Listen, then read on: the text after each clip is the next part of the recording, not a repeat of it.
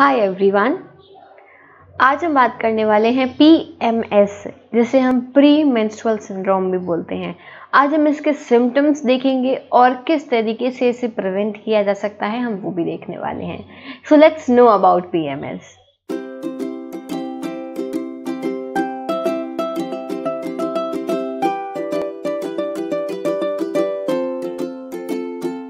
Pre menstrual syndrome, जिसे हम short form में PMS बोलते हैं। Now pre menstrual syndrome is a condition that affects a woman's emotion, physical health and behavior during certain days of menstrual cycle, generally just before the menses। मतलब क्या हुआ इसका कि कुछ वुमेन्स को क्या होता है, जब मेंस्ट्रुअल साइकिल चलती है, उस मेंस्ट्रुअल साइकिल में मेंस्ट्रुएशन आने से कुछ दिन पहले कुछ सिम्टम्स दिखाई देते हैं, जिसकी वजह से उनकी इमोशंस, उनकी फिजिकल हेल्थ और उनके बिहेवियर में चेंजेस देखने को मिलते हैं। इसी को हम बोलते हैं प्री मेंस्ट्रुअल सिंड्रोम या PMS। अब क्या होता है, PMS काफ़ी कॉमन कंडीशंस है जो कि 90% ऑफ मेंस्ट्रुएटिंग वुमेन्स में देखी जाती है। 90% वुमेन्स में PMS का कुछ ना कुछ सिम्टम्स देखने मिलता ही है। होता क्या है कि जब वुमेन की मेंस्ट्रुअल साइकिल चल रही होती है, तो मेंस्ट्रुएशन आने से पहले, मतलब कि पीरियड्स आने के 5 दिन पहले या फिर 10-11 दिन पहले से कुछ सिम्टम्स दिखाई देने लगते हैं। हम उन सिम्टम्स की भी अभी बात करेंगे। तो ये जैसे ही मेंस्ट्रुएशन चालू हो जाता है, मतलब पीरियड स्टार्ट हो जाते हैं, उस दिन से ये सिम्टम्स चले जाते हैं। अब इसका कॉज क्या होता है कि PMS क्यों होता है, इसके क्या कॉज हैं, ये अननोन है अभी तक। बट कुछ साइंटिस्ट के अकॉर्डिंग बताया जाता है कि PMS जो है वो हार्मोनल चेंजेस की वजह से, जो सेक्स हार्मोन्स हैं जैसे सेरोटोनिन लेवल जो है, तो इन सब की वजह से चेंजेस देखने को मिल सकते हैं बॉडी में। ठीक है, अब एस्ट्रोजन और प्रोजेस्टेरोन जो होता है वो इंक्रीज होता है एक सर्टेन टाइम पे। जो मेंस्ट्रुअल साइकिल होती है, मैं आपको एक वीडियो में मेंस्ट्रुअल साइकिल के बारे में सारी डिटेल दूंगी। तो जो मेंस्ट्रुअल साइकिल होती है उसमें क्या होता है, एक सर्टेन पीरियड आता है, पीक पॉइंट आता है, जहाँ पे एस्ट्रोजन और प्रोजेस्टेरोन काफी ज्यादा रिलीज होता है बॉडी के अंदर। एस्ट्रोजन और प्रोजेस्टेरोन क्या है, ये दोनों हार्मोन्स होते हैं बॉडी के अंदर, ये हार्मोन्स होते हैं। तो ये हार्मोन्स जैसे ही इंक्रीज होते हैं, उस टाइम पे मूड स्विंग्स होना, एंजाइटी होना, इरिटेबिलिटी होना, काफी सारी चीजें देखी जा सकती हैं और यही कहलाता है PMS, प्री मेंस्ट्रुअल सिंड्रोम। अब आप खुद सोचो कि वुमेन्स की लाइफ कितनी ज़्यादा कॉम्प्लिकेटेड होती है कि जब मेंस्ट्रुएशन चल रहा होता है, जब पीरियड चल रहे होते हैं, तब भी काफ़ी चीज़ें उन्हें सहनी पड़ती हैं। पेन होता है, काफ़ी ज़्यादा मूड स्विंग्स होते हैं, हेडेक होता है, बॉडी एक होता है, तब भी वो सारी चीज़ें होती हैं। लेकिन किसी को अगर PMS की प्रॉब्लम है तो उन्हें मेंस्ट्रुएशन के पहले से ही 10-11 दिन पहले से ही ये सारी चीज़ें और एक्स्ट्रा चीज़ें फील होने लगती हैं। दैट मीन्स कि जो वुमेन का पूरा महीना होता है, उनमें से 20 से 25 दिन तो उनके इसी तरीके से निकल जाते हैं। बच्चे खुचे 4-5 दिन जो होते हैं वो खुशी के जी पाती हैं। बाकी ऐसी प्रॉब्लम जो है वो वुमेन्स को हर महीने झेलनी ही पड़ती हैं, तो उसमें कुछ करा नहीं जा सकता है। सो अगर PMS को बेटर करना है, मतलब थोड़े से कुछ चीज़ें जो हैं वो हम कर सकते हैं अपने आप को, अपने मेंटल स्टेट को, अपने इमोशंस को, अपने बिहेवियर को मेंटेन करने के लिए कुछ प्रिकॉशंस होते हैं, तो वो मैं आपको बता सकती हूँ।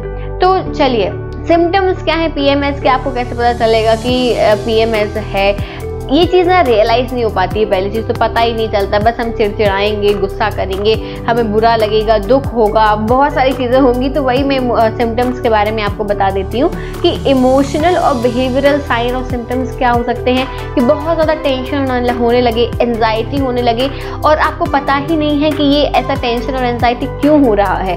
डिप्रेस्ड मूड होने लगे, आप रोने लगो, बेमतलब में रो रहे हो, मूड स्विंग्स हो रहे हैं, गुस्सा आ रहा है, इरिटेबिलिटी हो रही है, appetite change and food craving, बहुत ज़्यादा फूड क्रेविंग हो रही है, कहीं कुछ खाने का मन हो रहा है, कुछ खाने का मन हो रहा है, तो वो होने लगे।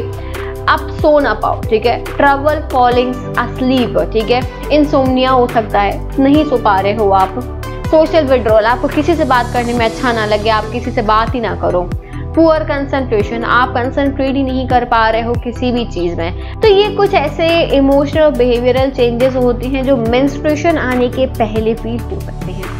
इसके बाद में अगर हम फिजिकल सिम्टम्स की बात करें तो जॉइंट मसल पेन हो सकता है, हेडेक हो सकता है, फटीग, वेट गेन, ठीक है, related to fluid retention, abdominal bloating हो सकती है, ब्रेस्ट टेंडरनेस फील होने लगेगा, एक्ने आने लगेंगे, कॉन्स्टिपेशन हो सकता है या डायरिया भी हो सकता है, एंड अल्कोहल इंटॉलरेंस भी हो सकता है।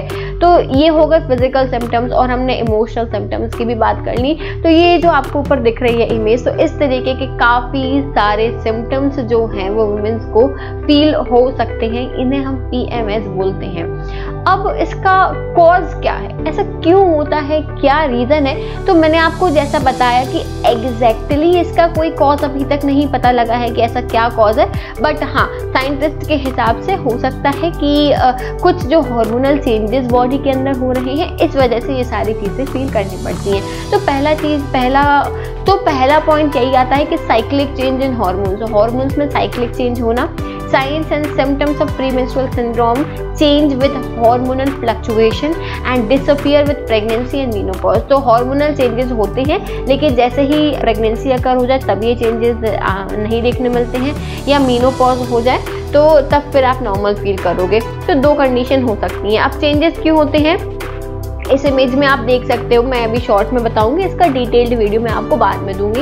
ये जो आपको डायग्राम दिख रहा है इसमें आपको एक पीक पॉइंट दिख रहा होगा, राइट, पीक पॉइंट दिख रहा है जिसमें ईस्ट्रोजन और LH हार्मोन जो है वो काफ़ी ज़्यादा पीक पॉइंट पे है, मतलब सबसे ज़्यादा हाईएस्ट रिलीज हो रहा है। इस टाइम पे क्या होता है कि हार्मोन बहुत ज़्यादा बॉडी के अंदर बन रहे हैं, जिसकी वजह से जो फीमेल होती हैं, जो वुमेन्स होती हैं, उन्हें काफ़ी सारी चीज़ें फील होने लगती हैं, irritation, anger, headache and so many else symptoms जो मैंने आपको अभी बताए। तो ये एक कंडीशन है, हार्मोन्स की वजह से हो सकता है। दूसरा हो सकता है chemical changes in the brain, जैसे कि सेरोटोनिन। अभी मैंने बताया था कि सेरोटोनिन जो है एक ब्रेन केमिकल है, ठीक है, न्यूरोट्रांसमीटर है। सेरोटोनिन जो है इसका लेवल अगर चेंज होगा ब्रेन के अंदर तो उसकी वजह से मूड चेंजेस आएंगे, बहुत सारे मूड स्विंग्स आएंगे, क्योंकि यही हार्मोन होता है बॉडी के अंदर जो आपके मूड को कंट्रोल कर रहा होता है, राइट। सो अगर इनसफिशिएंट अमाउंट है सेरोटोनिन का तो वो डिप्रेशन लेके आ सकता है, प्रीमेंस्ट्रुअल डिप्रेशन हो सकता है, ठीक है, और फटीग भी हो सकता है, फूड क्रेविंग हो, सोने में प्रॉब्लम हो। तो ये सारी चीज़ें अगर सेरोटोनिन का लेवल डिक्रीज होता है तो आपको फील होती हैं। तो एक कॉज ये भी बताया गया है। अगर हम नेक्स्ट कॉज की बात करें तो डिप्रेशन क्या होता है, अगर किसी वुमेन के अंदर बहुत ज़्यादा एक्स्ट्रा सिम्टम्स देखने मिले PMS के, तो वो सिम्टम जो होता है वो होता है डिप्रेशन। चीज़ और याद रखना कि अकेले डिप्रेशन नहीं हो सकता है कि सिम्टम हो PMS का, सिर्फ डिप्रेशन नहीं हो सकता, डिप्रेशन के साथ में भी और काफ़ी सारी चीज़ें होती हैं। बट डिप्रेशन जो है ये अगर आपको डिप्रेशन हो रहा है दैट मीन्स कि आपको बहुत ज़्यादा सीवियर कंडीशन है आपको PMS की। तो इस कंडीशन में काफ़ी ज़रूरी हो जाता है कि आप डॉक्टर को विजिट करें, राइट। तो ये कुछ कॉजेज़ हैं, बाकी और एक्स्ट्रा क्या कॉज हो सकते हैं वो भी अभी तक अननोन है।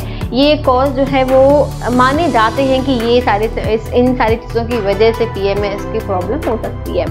अब PMS और ज़्यादा वर्स्ट कब हो सकता है, अगर और ज़्यादा वर्स्ट कंडीशन में कब पहुंच सकते हैं, अगर कोई वुमेन स्मोक करती है या फिर बहुत ज़्यादा स्ट्रेस में हो, या एक्सरसाइज ना करे, या प्रॉपर स्लीप ना हो पाए, बहुत ज़्यादा ड्रिंक करे, अल्कोहल वगैरह बहुत ज़्यादा ले, सॉल्ट ले, रेड मीट ले या शुगर ले, ठीक है, या फिर वो ऑलरेडी डिप्रेस्ड हो।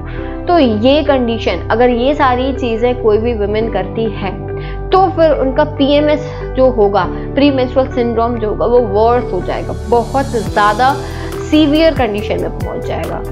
तो क्या इस कारण से क्या हो जाएगा कि जब पीरियड्स आने होंगे उसके कुछ दिन पहले से ही वुमेन की कंडीशन जो होगी वो वर्स हो जाएगी, बहुत ज़्यादा प्रॉब्लम्स उन्हें फेस करनी पड़ सकती हैं। इन सारी जो अभी मैंने आपको कंडीशन बताई, अगर इनमें से कुछ चीज़ें वुमेन करती हैं और उनकी कंडीशन सीवियर होती है तो उसकी वजह से उन्हें माइग्रेन भी हो सकता है, और माइग्रेन के साथ साथ अस्थमा और एलर्जीज, ये सारी चीज़ें भी देखने मिल सकती है। मतलब आप इमेजिन कर सकते हो कि एक वुमेन जो है उसे हेल्दी रहना कितना इम्पोर्टेंट है।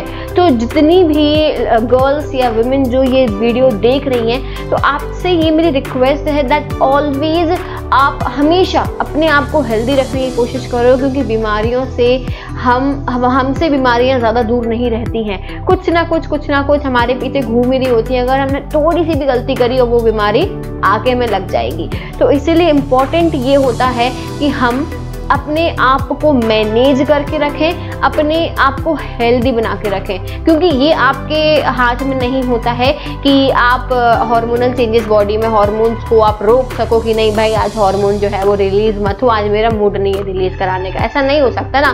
जो बॉडी के अंदर चल रहा है उसको आप रोक नहीं सकते हो, तो आप बस उसको मैनेज कर सकते हो। So I will tell you that how can you manage PMS। तो मैनेज कैसे करो? अगर PMS नहीं भी है तो भी आपको ये सारी चीजें करनी है जिससे कि आप हमेशा हेल्दी रहो। ठीक है, तो पहली चीज आपको क्या करनी है? एक्सरसाइज। बहुत ज्यादा एक्सरसाइज नहीं करनी है कि 1 घंटे 2 घंटे करनी है। 30 minutes of exercise per day is very sufficient. ठीक है, तो आपको डेली एक्सरसाइज करनी है। योगा कर सकते हो, अगर कोई बहुत ज़्यादा हेवी वर्कआउट करना चाहता है तो वो वर्कआउट भी कर सकता है। नॉर्मल आप योगा करना चाहते हो योगा कर लो, मेडिटेशन करो, जो भी आपको अपने हिसाब से कंफर्टेबल लगता है आप वो कर सकते हो, बट 30 मिनट्स आपको ज़रूर देनी है। दूसरी इंपॉर्टेंट चीज़ ये होती है कि eat healthy food. Healthy food मतलब होल ग्रेन, फ्रूट्स, वेजिटेबल, ये आप ज़रूर खाओ।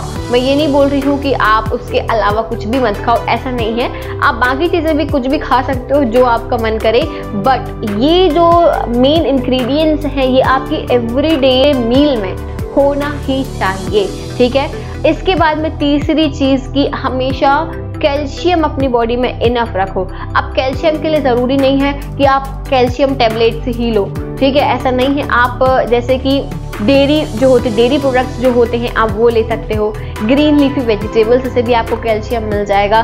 ठीक है, एंड कैंड सैल्मन। ठीक है, तो ये आप ऐसे कुछ चीज़ें कैल्शियम जिसमें हो, आपको पता होगा कि किन किन चीज़ों में कैल्शियम होता है, तो वो सारी चीज़ें आप कंज्यूम करें जिससे कि आपकी बॉडी के अंदर कैल्शियम की कमी ना हो पाए।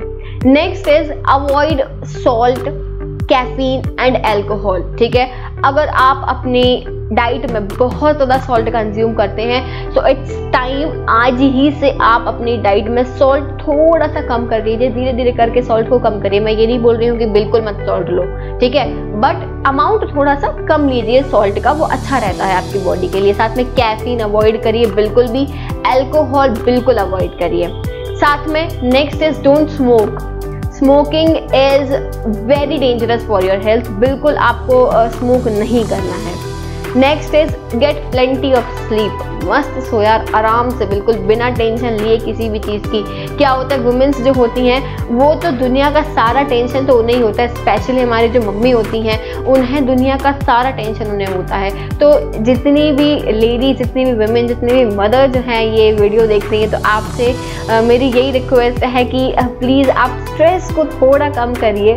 ठीक है, क्योंकि स्ट्रेस, आई नो कि सबसे ज़्यादा स्ट्रेस हमारे घर में हमारी मदर ही लेती हैं। तो आप प्लीज़ स्ट्रेस को कम करिए, आप आराम से सोइए, टेंशन फ्री होके सोइए। ठीक है, प्लेंटी ऑफ स्लीप आपकी हेल्थ के लिए बहुत ज़रूरी है। और दूसरी चीज़, आप अपने मूड को और सिम्टम्स को ट्रैक करते रहिए। अगर थोड़ा बहुत भी आपको लगता है कि कुछ चेंजेस आ रहे हैं आपके सिम्टम्स में, आपके मूड में, तो आप उसके लिए कुछ ना कुछ उपाय निकालते रहिए। सबसे अच्छा मुझे जो लगता है वो है कि आपको अगर इरिटेशन हो रही है, गुस्सा आ रहा है और बहुत ज़्यादा एंजाइटी हो रही है, तो मैं बेस्ट वे में आपको बताऊंगी कि आप मेडिटेशन करो। ठीक है, अगर आप चाहो तो मैं इस पर भी एक वीडियो बना सकती हूँ कि आप कैसे मेडिटेशन करके अपने गुस्से को, अपने इरिटेशन, एंजाइटी को कंट्रोल कर सकते हो, क्योंकि वो बहुत ज़रूरी होता है। तो ये सारे आपको मेजर्स लेने हैं, हमेशा लेने हैं। अगर आपको PMS है तो डेफिनेटली आपको करना है, और अगर आपको PMS नहीं भी हो रहा है ऐसा कोई चीज़ फील, तब भी आपको ये सारी चीज़ें फॉलो करनी है जिससे कि आपको आगे जाके कोई भी ऐसी प्रॉब्लम ना मिले। ठीक है, इसके बाद में आपको डॉक्टर को कब दिखाना है, डॉक्टर के पास कब जाना है, ये आपको क्वेश्चन आ रहा होगा कि हमें कैसे पता चलेगा कि हमारे बॉडी में हमें अब डॉक्टर के पास जाना चाहिए।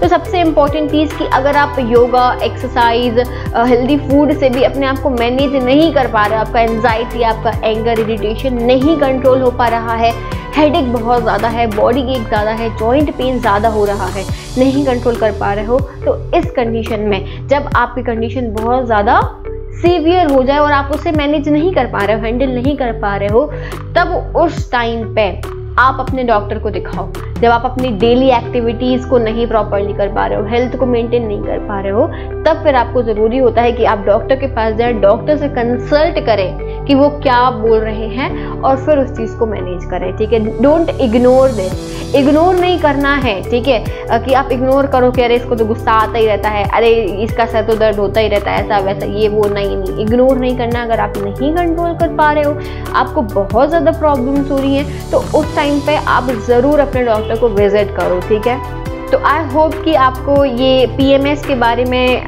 समझ में आ गया होगा और आपको ये भी पता चल गया होगा कि कैसे उसे मैनेज करना है और कब आपको डॉक्टर को विजिट करना है।